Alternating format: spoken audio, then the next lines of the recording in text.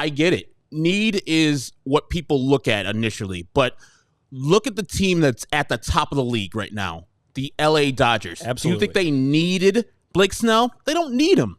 They went and got him because they know they want to stay at the top. When you draft or you trade for need, I think you're behind the 8 ball. So you draft or trade for wants, not need. And I got it.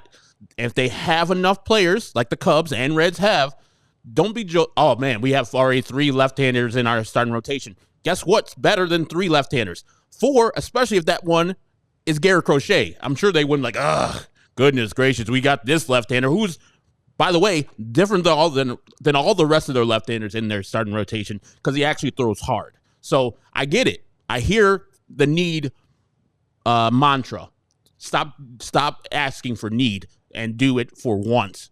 And I want to compete at the top of the level instead of, oh, man, we need this third baseman, so I'm going to trade specifically for this third baseman. I think you're absolutely right. I mean, and there are GMs and presidents out there who are thinking, I don't need to fill out my roster. I need to win the World Series. Yes. And the way that you win the World Series is by competing in the arms race kind of thing.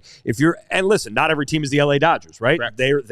Their spending habits are different than most every team out there.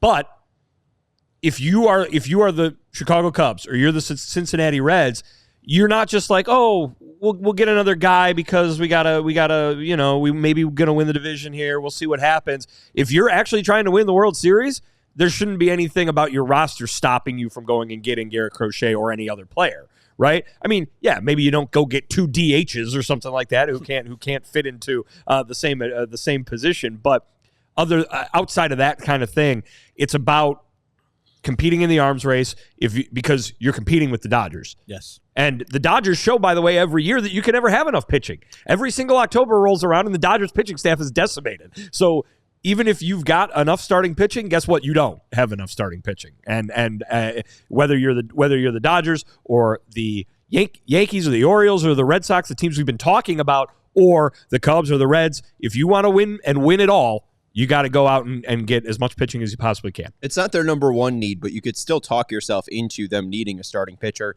Imanaga looked great, but again, can he hold up for 173 innings like he just did?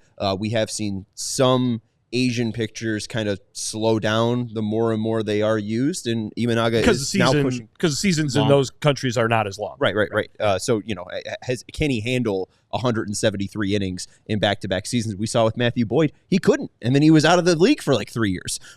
Justin Steele, obviously he was great, but he ran into some injuries last year as well. Talion finally bounced back and had his first great year after signing with the Cubs. And then you have Boyd, who again has pitched above 175 innings in 2 seasons, but he's been an outcast for mainly the last 3 years in Major League Baseball. And then Assad, while good, having a sub-4 ERA, I think he's best used in the bullpen. And I think what I've saw is that he had a lot of attrition, or showed a lot of just kind of degradation of his stuff throughout the year, just because he is more of a long man, but more of a long man that would throw like 100 innings at the most. But he ends up pushing 147, nearly 150 innings for Assad. So there is a spot there that you could put in Crochet, and they have a full 5 starting pitchers. And I know that Shohei Ohtani and Freddie Freeman hit righties and lefties, probably not as well, but imagine you're in the playoffs and you could throw Garrett Crochet out there instead of Javier Assad.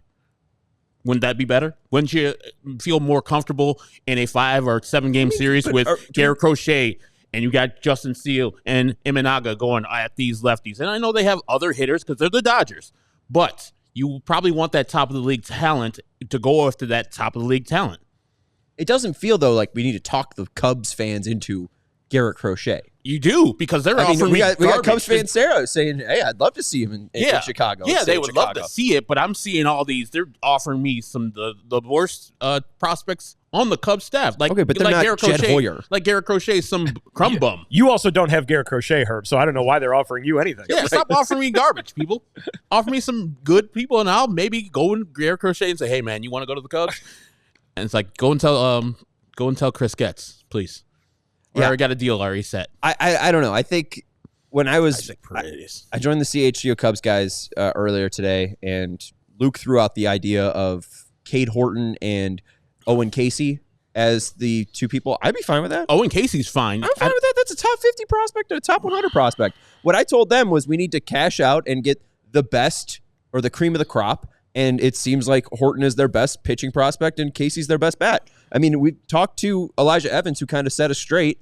I'm kind of asking for the moon, asking for a top 50 prospect. He put together 5 very thoughtful and respectful trade propositions, and I think only one of them had a top 50 prospect, and that was Dalton Rushing of the Dodgers, of course, the endlessly rich Dodgers. But if you're getting a top 50 prospect, I think that's where the conversation should start. And I'm fine if Chris Getz gets a top 50 prospect headlining this deal.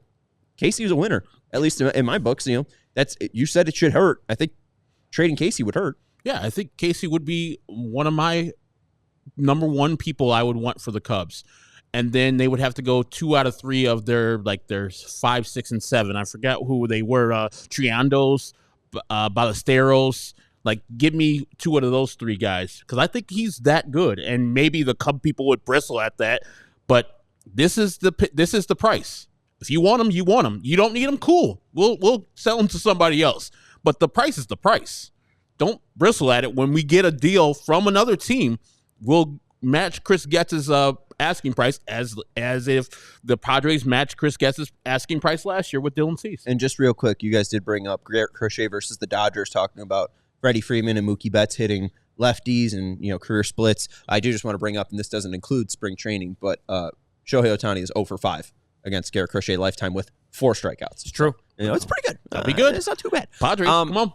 Yeah, I think someone out there said that the Red Sox and Cubs getting into a bidding war is what's best for the White Sox. I think you could throw the Orioles into that as well, but it doesn't seem very likely that the Orioles are going to be getting into a bidding war at all.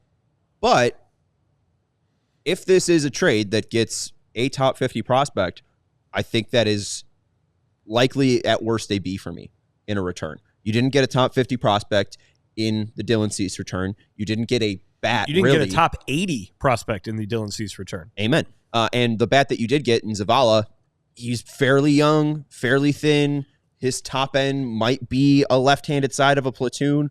Like, if you go out and get an everyday starter and people think that Owen Casey should be, like, that is a great start to a deal. And if you're adding Jefferson Rojas, who's a young 19-year-old shortstop who's in their top 10, like, that's a perfect second piece for me. Like, I'm not trying to be ridiculous in the asking price, but the top piece has to have some true long-term value here. Casey seems to be that. Alcantara, I have questions because he's 6'6" and, you know, a string bean. Like, you know, the reasons why my concerns of Crochet and his long-term durability have been quelled is because he's a 6'6", 245 corn-fed monster, right? Like, there's no real worries that he's going to run into injury issues from here on out. I think he's eating a lot of corn down there in Mississippi. He must be, man. That or some grits. I mean, something's got to be keeping him, big like that. But, like, it makes sense that Crochet would run into arm issues because he skips the entire major leagues, is trying to throw as hard as he can in Schaumburg, is bored out of his hell, and just like, hey, can I hit triple digits? And he does. And then you see his arm blow out, and it kind of makes sense. But his attribution and lack of attribution throughout the year was impressive. So I don't know. I can talk myself into a top 50 prospect coming back, but, you know, 2 top 5 prospects. I don't know if you're getting Ballesteros I know what I'm saying. Triandos, Gus Triandos. Yeah, Moises Ballesteros and Casey. Like, I think that's a little too high, but, you know, again, they're in the bidding war, and if Chris gets what he wants, that's all it's going to take. But I don't know. I don't think the Cubs pulled the trigger at the end of the day. I don't think so either, because I think that Jed is as you were talking about, he's probably has some first reservations, and the ownership is probably holding them back. And these players are good. That's the reason why we want Owen Casey, because they expect him to come to the major leagues and be hitter ready. And that's why they're trying to trade away Cody Bellinger. So firstly, the money, and then secondly, Owen Casey's ready to play. And so, yeah, I think that he will hold on to these prospects and then go to spring training with this team. If it's good enough to compete in the NL Central, I don't know yet. But I would leave nothing to chance if I was Jed, because you said his contract's up. So what are you waiting for? We all silly like the mayor.